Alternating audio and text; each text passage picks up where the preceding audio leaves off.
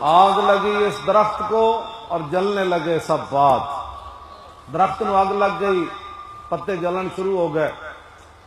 قریب تو ایک بندہ گزریا، انہیں ویکھیا کہ پرندے بڑے ہوتے آرام نال بیٹھے ہوئے. تو بندہ کہنے لگا ارے اڑو اڑو پنچھیو جب پنکھ تمہارے ساتھ.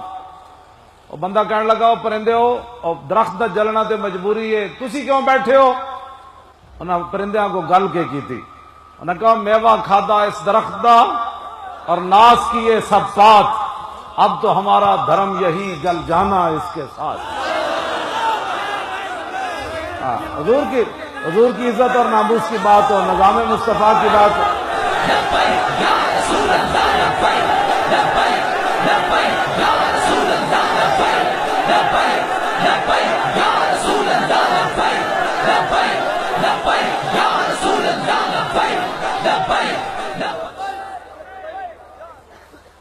میں بزدل بندے نہ خطاب بھی کد نہیں کیتا.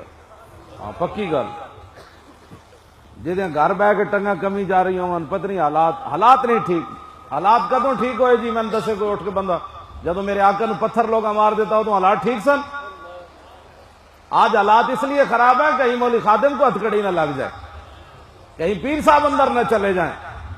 پیر صاحب نو جی ہتھکڑی لگ گئی تو پھر ہونا کہ جی امیر حمزہ کے ٹکڑے ہو گئے، وہ تو ٹھیک ہویا. اصا اپنے آداب دسے، رسول اللہ دے آداب کوئی نہیں دسے.